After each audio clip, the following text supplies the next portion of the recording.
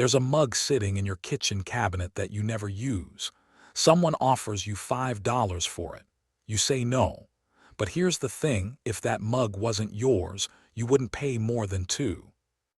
Your brain just doubled the value of something the moment it became yours. That's not sentimentality. That's a bias, and it's quietly costing you thousands. Picture a Saturday morning yard sale. Two neighbors, same street, same sunny day. One of them is selling a jacket she bought 3 years ago for $40. She's asking $25.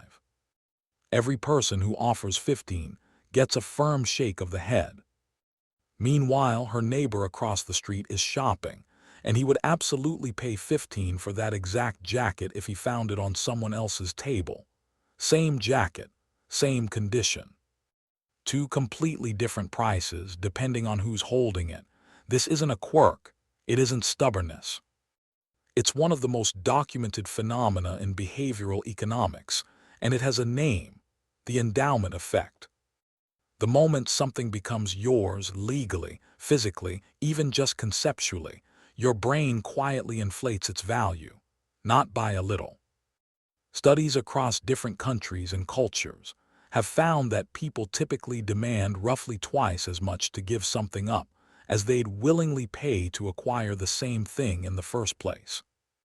That gap between your selling price and your buying price is the endowment effect in action, and the uncomfortable truth is that it's not a conscious choice. You're not being greedy or irrational on purpose. Your brain is running a program so old and so automatic that you genuinely believe your valuation is fair. And the reason this matters isn't just yard sales and jacket negotiations. So why does ownership rewire your brain's pricing system at all? The answer sits inside a mechanism that evolution built for survival, and that Wall Street, real estate agents, and subscription services have learned to weaponize against you. And it starts with a question that sounds simple but isn't. What does your brain actually think it's protecting when you refuse to let something go? Most people assume the endowment effect is about emotion, that you're attached to your stuff because of memories or because you worked hard for it. And sometimes that's true. But the deeper mechanism isn't sentiment, it's loss aversion. Loss aversion is the brain's tendency to feel the pain of losing something roughly twice as intensely as it feels the pleasure of gaining the equivalent thing. It was documented extensively by psychologists Daniel Kahneman and Amos Tversky, and it sits at the core of how humans make decisions under uncertainty. Here's how it connects to ownership. The moment something is yours, giving it up stops feeling like a neutral exchange. It starts feeling like a loss. And because your brain weights losses so much more heavily than gains, you demand extra compensation just to make the transaction feel psychologically even. That extra compensation, that irrational markup, is the endowment effect. Think of it this way: before you own the mug, acquiring it is a potential gain. After you own it, giving it away is a potential loss. Those two questions have different answers. They always do. What makes this especially tricky is that your brain doesn't flag the switch. The price just feels right to you. The resistance feels reasonable. You genuinely believe the jacket is worth $25, not because you calculated it, but because your brain backdated a sense of loss onto the future moment of giving it up. Ownership in your brain's language is not a neutral state. It's a fortress, and the mind builds walls around fortresses. But here's what nobody tells you: the fortress isn't just protecting things. It's protecting decisions. And that's where the real financial damage starts. Meyer is 34, lives in a mid-sized city, and 3 years ago she bought a one-bedroom apartment. She did everything right: saved the down payment, got a fair mortgage rate, moved in with a sense of accomplishment she still talks about.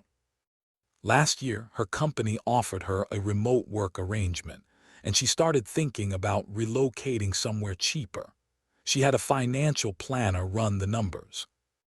The apartment, based on comparable sales in her building, was worth around $280,000. Her planner suggested listing at $290 to leave room to negotiate. Maya listed at $325. She wasn't trying to be difficult. She genuinely believed it. She'd repainted 2 rooms. She'd found the perfect light fixture for the kitchen. She knew which corner of the living room got the best afternoon sun. Every one of those tiny facts had added a line to the internal invoice her brain was running, an invoice the market had no interest in paying. 6 weeks passed, no serious offers. Her planner gently walked her through the comparable sales again. That sentence is the endowment effect speaking out loud. It sounds like market analysis. It isn't. It's a brain that has fused identity with ownership, and now cannot separate the asset's real value from the story of living inside it. Meyer eventually dropped to $300, then $295. The apartment sold at $288, $8,000 less than the planner's original estimate, after 3 months of carrying costs, stress, and a relocation timeline that slipped entirely. The overvaluation didn't just cost her money. It cost her time, opportunity, and a move she actually wanted to make. But Maya's story has a twist, because the apartment isn't even the most expensive place the endowment effect hit her. Here's the version of the endowment effect that almost nobody talks about, and it's the one that will actually keep you up at night. You don't just overvalue objects you own. You overvalue decisions you've already made. The moment you've committed to a choice, a stock you bought, a business idea you've been developing, a career path you've been on for 6 years, your brain treats that decision like a possession. And just like the jacket at the yard sale, giving it up starts to feel like a loss rather than a correction. Maya had kept a stock position in a company she'd bought shares in 5 years earlier. The company's fundamentals had deteriorated. Her financial planner flagged it. Every rational signal said, sell, reallocate, move on. Maya held. Why? Because she'd done the research when she bought it. Because selling felt like admitting she was wrong, and admitting you were wrong means surrendering the decision you own. This is the endowment effect weaponized against your future self. It's how people hold losing investments years past the point of logic. It's how entrepreneurs stay in failing businesses. It's how people stay in the wrong job, not because they've evaluated their options and decided to stay, but because leaving feels like losing something they already have. The brain doesn't distinguish between a mug and a mistake. If you've owned it long enough, it defends both with equal ferocity. You've felt this. The thing you kept longer than you should have, dressed up in language that sounded like conviction but was actually just ownership talking. And the worst part, the longer you hold it, the more your brain inflates its value, which means the cost of this bias doesn't stay flat. It compounds. So what does that compounding actually look like when you run the real numbers? Let's stop being abstract and get specific, because this is where the endowment effect stops being an interesting idea and starts being a number on a page. The average person makes 4 to 6 major financial decisions in their life where the endowment effect is a primary driver. Selling a home, rebalancing a portfolio, leaving a job, winding down a failing venture, renegotiating a contract, or restructuring savings. In each of those moments, the bias nudges the outcome in a direction that favors the status quo, your current state, over the mathematically better alternative. Researchers who study portfolio behavior have found that investors who hold positions too long due to ownership bias don't just miss out on better returns elsewhere. They actively underperform the market by a margin that, over 2 or 3 decades, can represent the difference between a comfortable retirement and a constrained one. And here's the line I want you to sit with. You are not protecting your assets when you refuse to let go. You are protecting your brain's story about your assets, Those are not the same thing. The mug you won't sell for $5 isn't worth 10 to anyone else. The apartment priced at $325 is still a $288 apartment. The stock you won't sell because you believe in it is worth exactly what the market says it's worth today. Not what you paid, not what you need it to be, not what it would have to be for your original decision to feel validated. Every dollar of inflated value you assign to something you own is a dollar of future financial flexibility you're quietly trading away. You've been doing a version of this your whole life. The question isn't whether the endowment effect is real. It is. The question is, now that you can see the mechanism, what do you actually do about it? The endowment effect is ancient and automatic, but it's not invincible. The people who manage it best don't fight the feeling, they route around it with a specific mental habit. It's called the prospective buyer test, and it goes like this.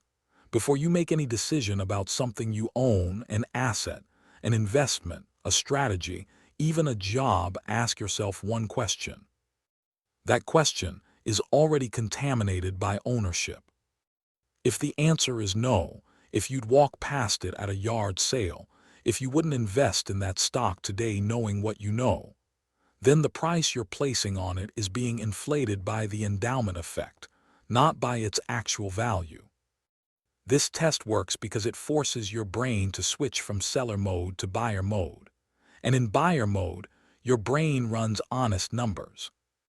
The second technique is what behavioral economists sometimes call a shadow price audit, going through your major financial holdings, commitments, and decisions once a year and asking, what is the objective market value of this, not the value I've assigned to it?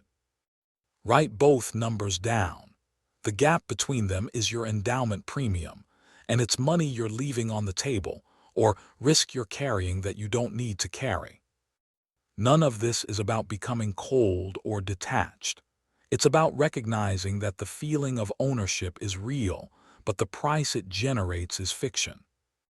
You can appreciate what you have and still evaluate it honestly.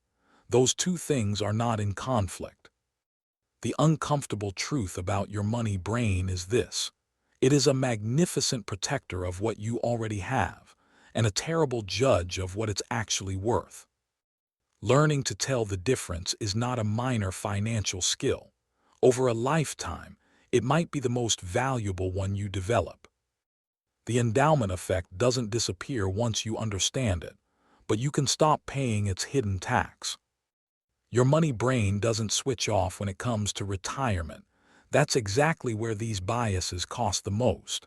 I built a free tool that shows you the real math, no spreadsheet required. It's called Granary, links in the description.